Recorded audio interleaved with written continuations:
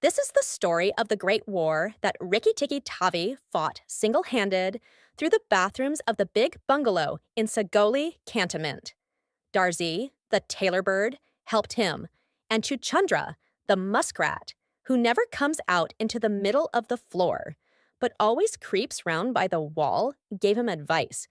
But Rikki Tikki did the real fighting.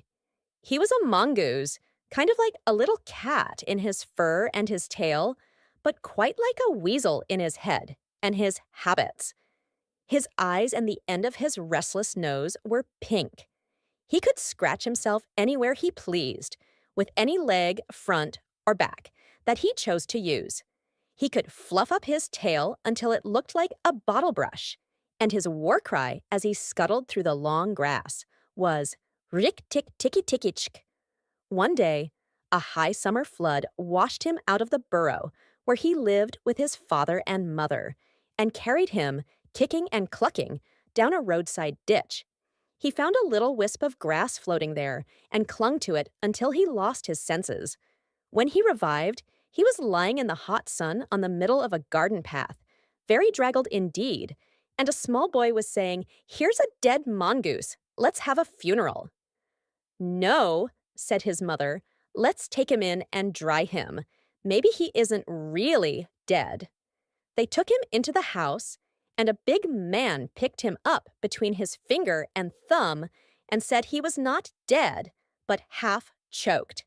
So they wrapped him in cotton wool and warmed him, and he opened his eyes and sneezed.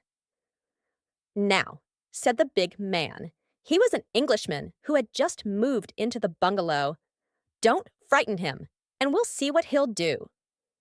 It is the hardest thing in the world to frighten a mongoose, because he is eaten up from nose to tail with curiosity. The motto of all the mongoose family is, "Run and find out." And Rikki Tikki was a true mongoose. He looked at the cotton wool, decided that it was not good to eat, ran all round the table, sat up and put his fur in order, scratched himself, and jumped on the small boy's shoulder. "Don't be frightened, Teddy," said his father. "That's his way of making friends." "Ouch, he's tickling under my chin," said Teddy.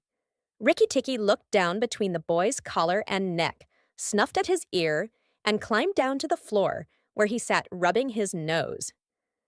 "Good gracious," said Teddy's mother, "and that's a wild creature. I suppose he's so tame because we've been kind to him." "All mongooses are like that," said her husband. "If Teddy doesn't pick him up by the tail or try to put him in a cage, he'll run in and out of the house all day long. Let's give him something to eat." They gave him a little piece of raw meat. Rikki Tikki liked it immensely, and when it was finished, he went out into the veranda and sat in the sunshine and fluffed up his fur to make it dry to the roots. Then he felt better. "There are more things to find out about in this house," he said to himself, "than all my family could find out in all their lives. I shall certainly stay and find out." He spent all that day roaming over the house. He nearly drowned himself in the bathtubs, put his nose into the ink on a writing table, and burned it on the end of the big man's cigar, for he climbed up in the big man's lap to see how writing was done. At nightfall, he ran into Teddy's nursery to watch how kerosene lamps were lighted, and when Teddy went to bed, Rikki Tikki climbed up too. But he was a restless companion because he had to get up and attend to every noise all through the night and find out what made it. Teddy's mother and father came in, the last thing, to look at their boy, and Rikki Tikki was awake on the pillow. "I don't like that," said Teddy's mother. "He might bite the child." "He'll do no such thing," said the father. "Teddy's safer with that little beast than if he had a bloodhound to watch him. If a snake came into the nursery now—" But Teddy's mother didn't want to think of anything so awful. Early in the morning, Rikki Tikki came to early breakfast in the veranda, riding on Teddy's shoulder, and they gave him banana and boiled egg. And he sat on all their laps one after the other, because every well-brought-up mongoose always hopes to be a house mongoose someday and have rooms to run around in, and Rikki Tikki's mother She used to live in the general's house at Segoli, had carefully told Rikki what to do if ever he came across men. Then Rikki Tikki went out into the garden to see what was to be seen. It was a large garden, only half cultivated, with bushes as big as summer houses of roses, lime and orange trees, clumps of bamboos, and thickets of high grass. Rikki Tikki licked his lips. "This is a splendid hunting ground," he said, and his tail grew bottle-brushy at the thought of it. And he scuttled up and down the garden, snuffing here and there, until he heard very sorrowful voices in a thorn bush. It was Darzee, the tailor bird, and his wife. They had made a beautiful nest by pulling two big leaves together and stitching them up the edges with fibers, and had filled the hollow with cotton and downy fluff. The nest swayed to and fro as they sat on the rim and cried. "What is the matter?" asked Rikki Tikki. "We are very miserable," said Darzee. "One of our babies fell out of the nest yesterday, and Nag ate him." Said Rikki Tikki. "That is very sad, but I am a stranger here. Who is Nag?" Darzee and his wife only cowered down in the nest without answering, for from the thick grass at the foot of the bush there came a low hiss, a horrid cold sound that made Rikki Tikki jump back 2 clear feet. Then, inch by inch out of the grass rose up the head and spread hood of Nag, the big black cobra, and he was 5 feet long from tongue to tail. When he had lifted 1/3 of himself clear of the ground, he stayed balancing to and fro exactly as a dandelion tuft balances in the wind. And he looked at Rikki Tikki with the wicked snake's eyes that never change their expression, whatever the snake may be thinking of. "Who is Nag?" he said. "I am Nag. The great god Brahm put his mark upon all our people when the first cobra spread his hood to keep the sun off Brahm as he slept. Look, and be afraid." He spread out his hood more than ever, and Rikki Tikki saw the spectacle mark on the back of it that looks exactly like the eye part of a hook and eye fastening. He was afraid for a minute, but it is impossible for a mongoose to stay frightened for any length of time. And though Rikki Tikki had never met a live cobra before, his mother had fed him on dead ones, and he knew that all a grown mongoose's business in life was to fight and eat snakes. Nag knew that too, and at the bottom of his cold heart, he was afraid. "Well," said Rikki Tikki, and his tail began to fluff up again. "Marks or no marks, do you think it is right for you to eat fledglings out of a nest?" Nag was thinking to himself and watching the least little movement in the grass behind Rikki Tikki. He knew that mongooses in the garden meant death sooner or later for him and his family, but he wanted to get Rikki Tikki off his guard.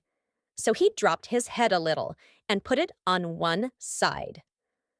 "Let us talk," he said. "You eat eggs. Why should not I eat birds?" "Behind you! Look behind you!" sang Darzee. Rikki Tikki knew better than to waste time in staring. He jumped up in the air as high as he could go, and just under him whizzed by the head of Nagaina, Nag's wicked wife. She had crept up behind him as he was talking to make an end of him, and he heard her savage hiss as the stroke missed. He came down almost across her back, and if he had been an old mongoose, he would have known that then was the time to break her back with one bite. But he was afraid of the terrible lashing return stroke of the cobra. He bit indeed, but did not bite long enough, and he jumped clear of the whisking tail, leaving Nagaina torn and angry. "Wicked, wicked, Darzee," said Nag, lashing up as high as he could reach toward the nest in the thorn bush. But Darzee had built it out of reach of snakes, and it only swayed to and fro. Rikki Tikki felt his eyes growing red and hot. When a mongoose's eyes grow red, he is angry. And he sat back on his tail and hind legs like a little kangaroo and looked all around him and chattered with rage. But Nag and Nagaina had disappeared into the grass. When a snake misses its stroke, it never says anything or gives any sign of what it means to do next. Rikki Tikki did not care to follow them, for he did not feel sure that he could manage two snakes at once. So he trotted off to the gravel path near the house and sat down to think. It was a serious matter for him. If you read the old books of natural history, you will find they say that when the mongoose fights the snake and happens to get bitten, he runs off and eats some herb that cures him. That is not true. The victory is only a matter of quickness of eye and quickness of foot. Snakes blow against mongooses jump, and as no eye can follow the motion of a snake's head when it strikes, that makes things much more wonderful than any magic herb. Rikki Tikki knew he was a young mongoose, and it made him all the more pleased to think that he had managed to escape a blow from behind. It gave him confidence in himself, and when Teddy came running down the path, Rikki Tikki was ready to be petted. But just as Teddy was stooping, something flinched a little in the dust, and a tiny voice said, "Be careful! I am death." It was Carrot, the dusty brown snakeling that lies on the dusty earth, and his bite is as dangerous as the cobra's. But he is so small that nobody thinks of him, and so he does the more harm to people.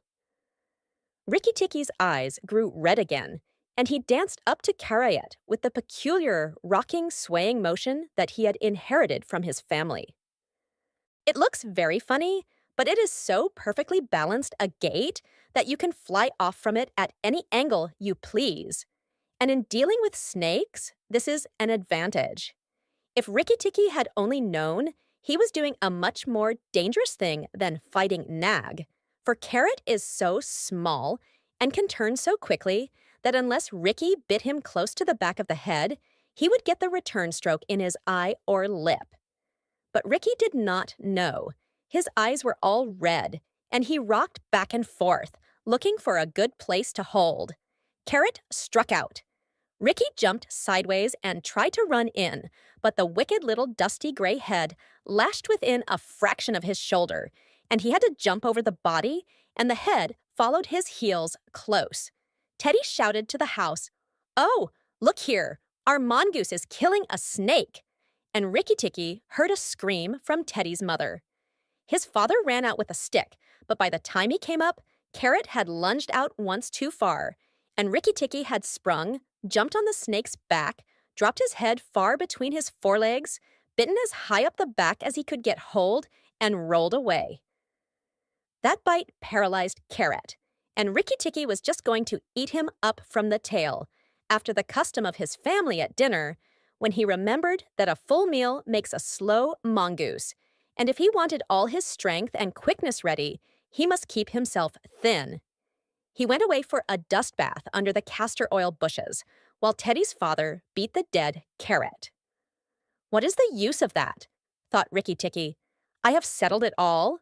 And then Teddy's mother picked him up from the dust and hugged him, crying that he had saved Teddy from death. And Teddy's father said that he was a protector, and Teddy looked on with big, scared eyes. Rikki Tikki was rather amused at all the fuss, which, of course, he did not understand. Teddy's mother might just as well have petted Teddy for playing in the dust. Rikki was thoroughly enjoying himself. That night, at dinner, walking among the wine glasses on the table, he could have stuffed himself 3 times over with nice things. But he remembered Nag and Nagaina, and though it was very pleasant to be patted and petted by Teddy's mother and to sit on Teddy's shoulder, his eyes would get red from time to time, and he would go off into his long war cry of "Rick, tick, ticky, ticky, chick." Teddy carried him off to bed and insisted on Rikki Tikki sleeping under his chin. Rikki Tikki too well bred to bite or scratch, but as soon as Teddy was asleep, he went off for his nightly walk around the house, and in the dark he ran up against Chuchundra, the muskrat, creeping round by the wall. Chuchundra is a broken-hearted little beast. He whimpers and cheeps all the night, trying to make up his mind to run into the middle of the room.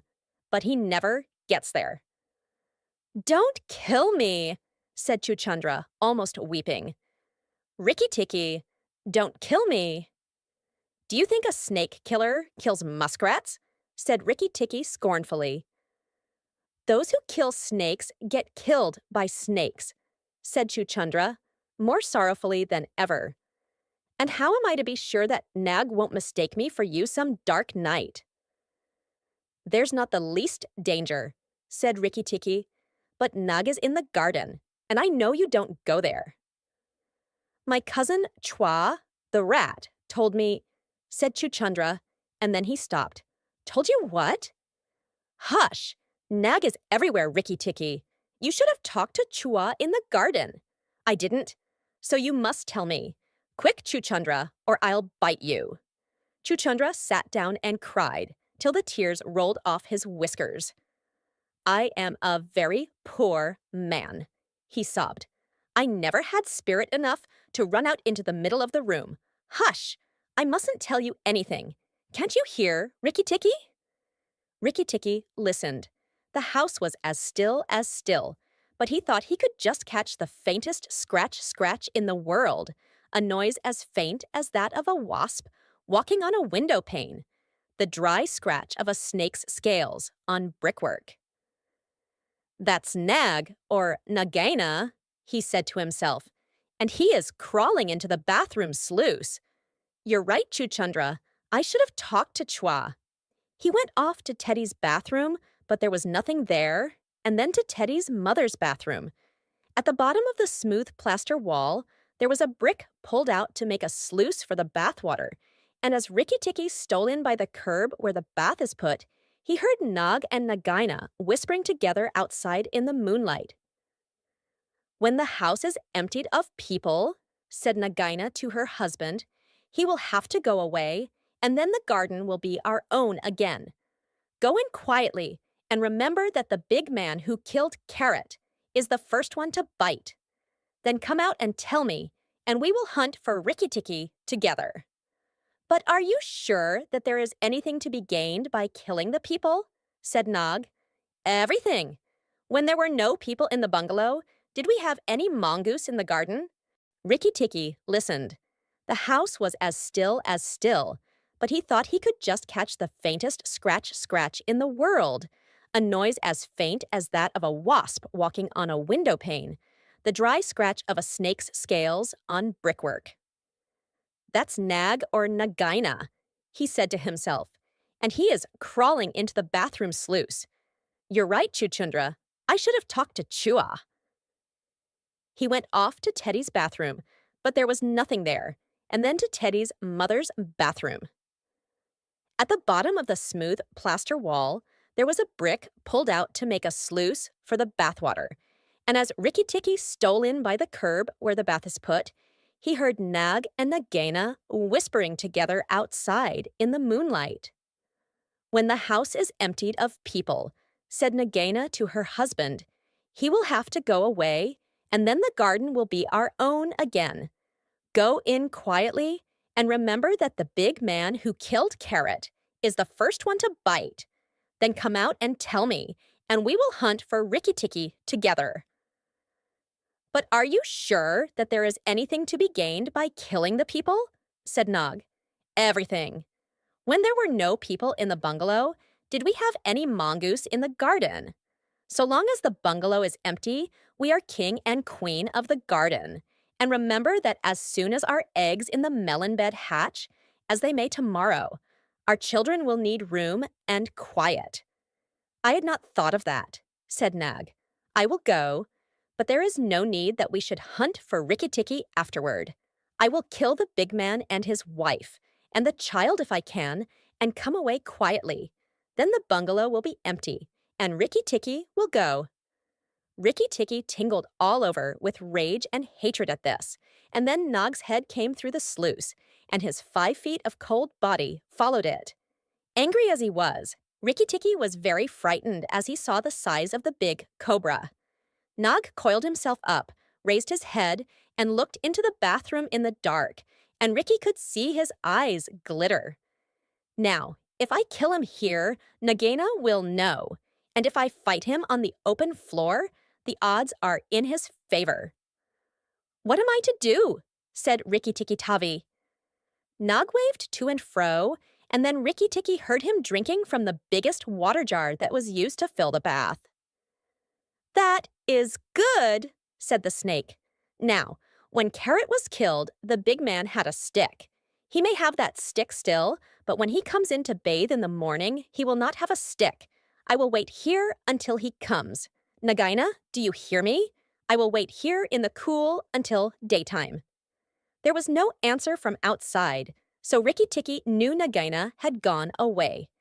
Nog coiled himself down, coil by coil, round the bulge at the bottom of the water jar, and Rikki Tikki stayed still as death. After an hour, he began to move, muscle by muscle, toward the jar.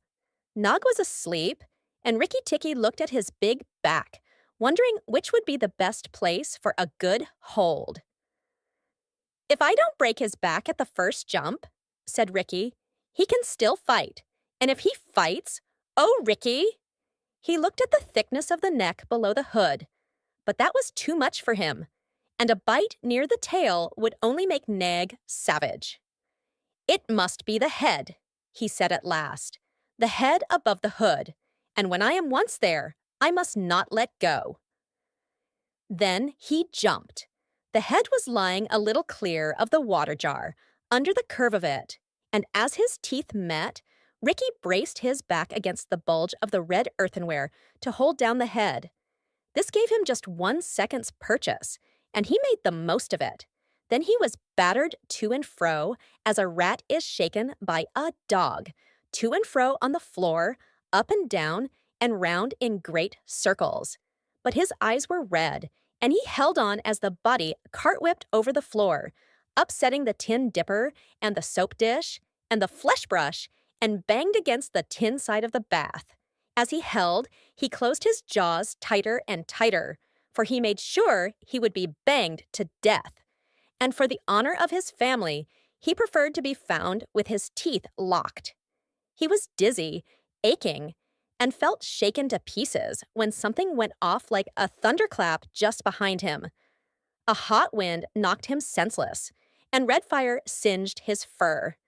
The big man had been wakened by the noise and had fired both barrels of a shotgun into Nog just behind the hood. Rikki Tikki held on with his eyes shut, for now he was quite sure he was dead.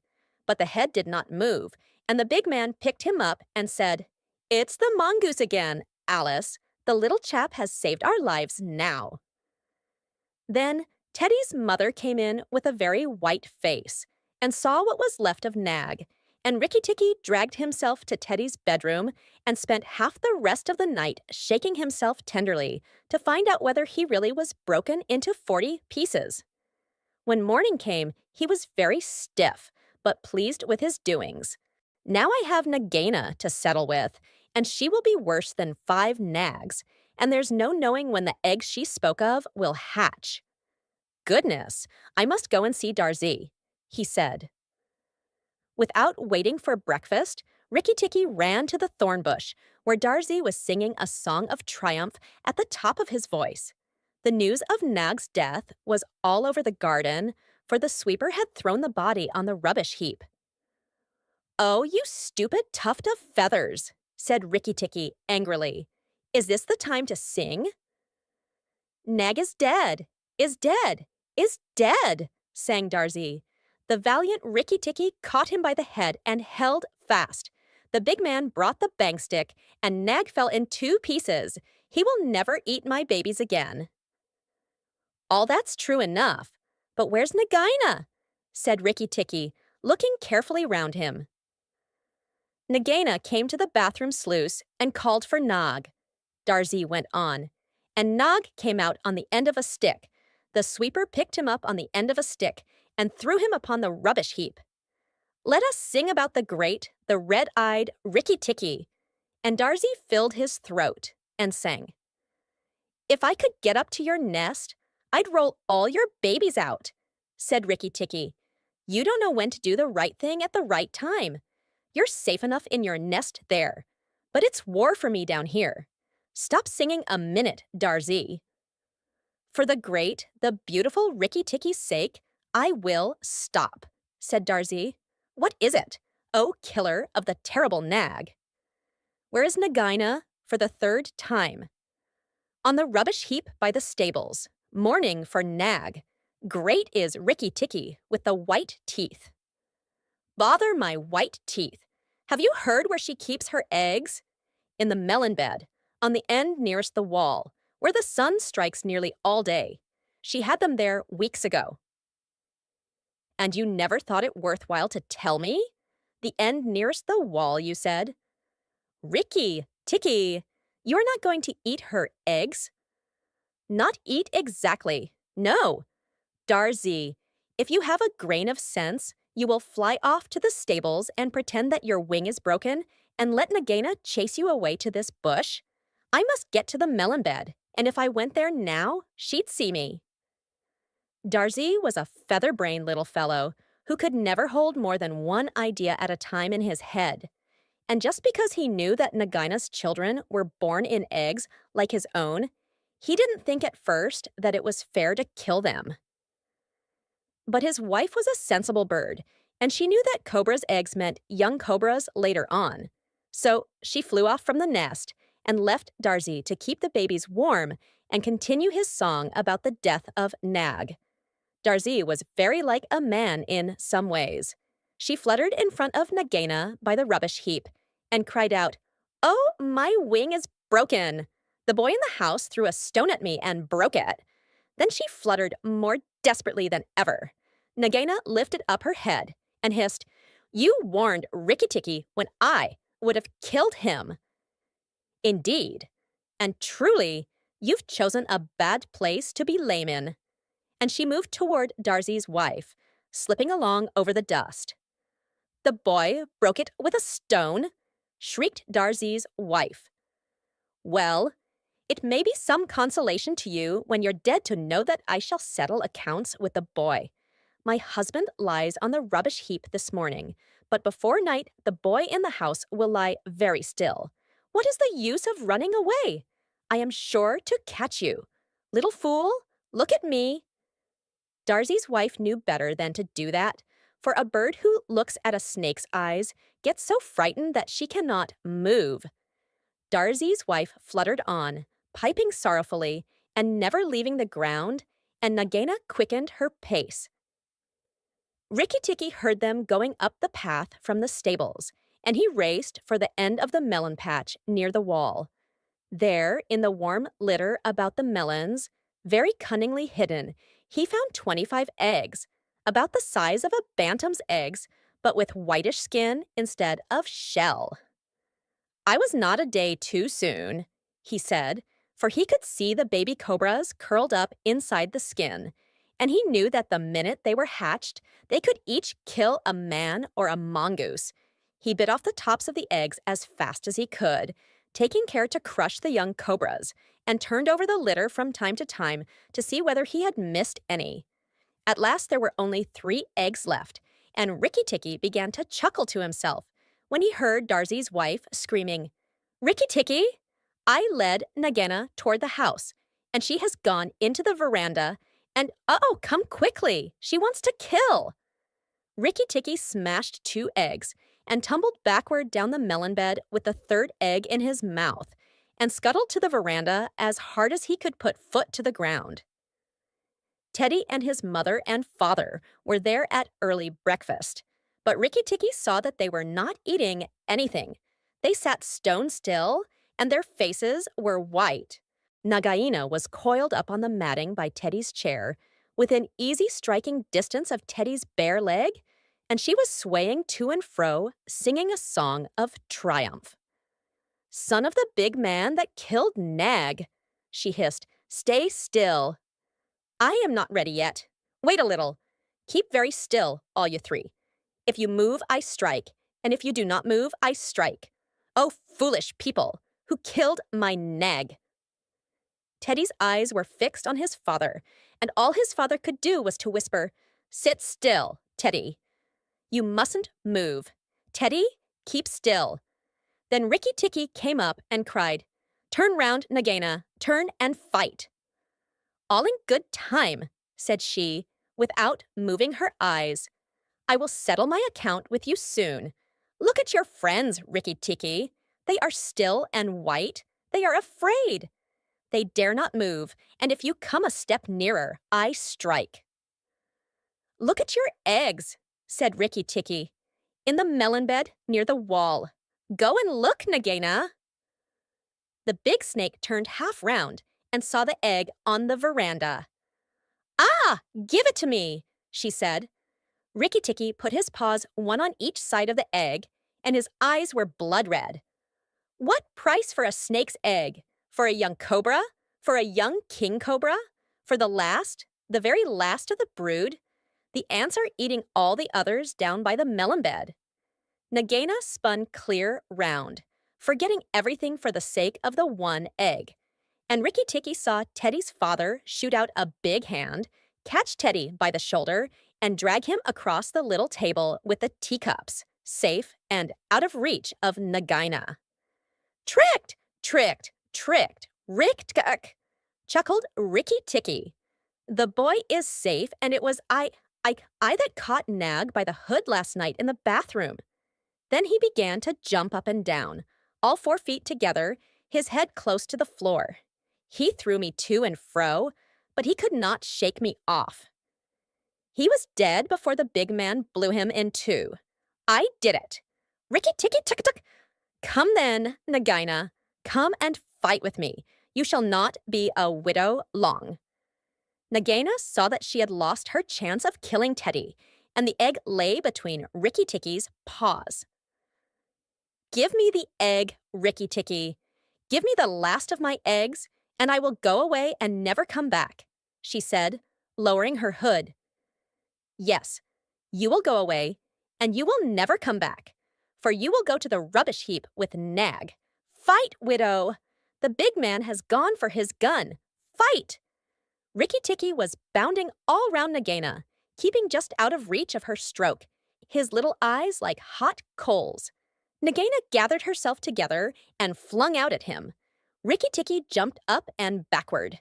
Again and again and again she struck, and each time her head came with a whack on the matting of the veranda, and she gathered herself together like a watch spring. Then Rikki Tikki danced in a circle to get behind her, and Nagaina spun round to keep her head to his head, so that the rustle of her tail on the matting sounded like dry leaves blown along by the wind. He had forgotten the egg. It still lay on the veranda, and Nagaina came nearer and nearer to it, until at last, while Rikki Tikki was drawing breath, she caught it in her mouth, turned to the veranda steps, and flew like an arrow down the path, with Rikki Tikki behind her. When the cobra runs for her life, she goes like a whiplash flicked across a horse's neck. Rikki Tikki knew that he had to catch her, or all the trouble would begin again. She headed straight for the long grass by the thorn bush, and as he was running, Rikki Tikki heard Darzee still singing his foolish little song of triumph. But Darzee's wife was wiser. She flew off her nest as Nagaina came along and flapped her wings about Nagaina's head. If Darzee had helped, they might have turned her, but Nagaina only lowered her hood and went on. Still, the instant's delay brought Rikki Tikki up to her, and as she plunged into the rat hole where she and Nag used to live, his little white teeth were clenched on her tail, and he went down with her, and very few mongooses, however wise and old they may be, cared to follow a cobra into its hole. It was dark in the hole, and Rikki Tikki never knew when it might open out and give Nagaina room to turn and strike at him. He held on savagely and struck out his feet to act as brakes on the dark slope of the hot, moist earth. Then the grass by the mouth of the hole stopped waving, and Darzee said, "It is all over with Rikki Tikki. We must sing his death song. Valiant Rikki Tikki is dead, for Nagaina will surely kill him underground."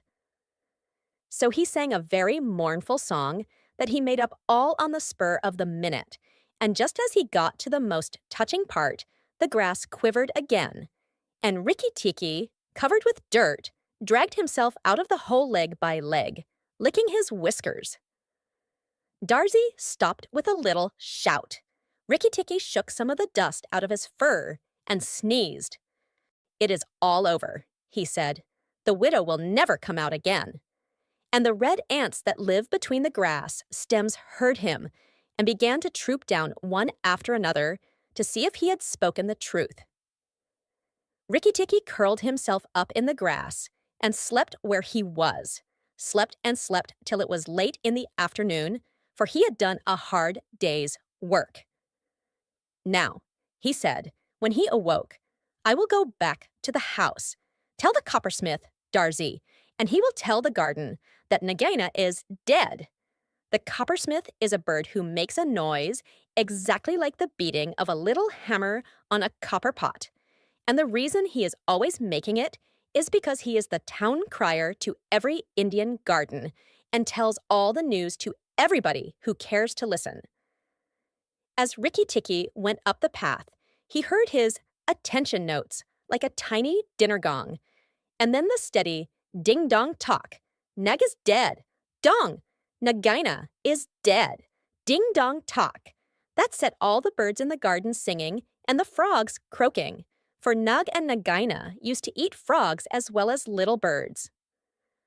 When Rikki got to the house, Teddy and Teddy's mother, she looked very white still, for she had been fainting, and Teddy's father came out and almost cried over him, and that night he ate all that was given him until he could eat no more, and went to bed on Teddy's shoulder, where Teddy's mother saw him when she came to look late at night. "He saved our lives and Teddy's life," she said to her husband. "Just think, he saved all our lives." Rikki Tikki woke up with a jump, for all the mongooses are light sleepers. "Oh, it's you," said he. "What are you bothering for? All the cobras are dead, and if they weren't, I'm here." Rikki Tikki had a right to be proud of himself, but he did not grow too proud, and he kept that garden as a mongoose should keep it, with tooth and jump and spring and bite, until never a cobra dared show its head inside the walls.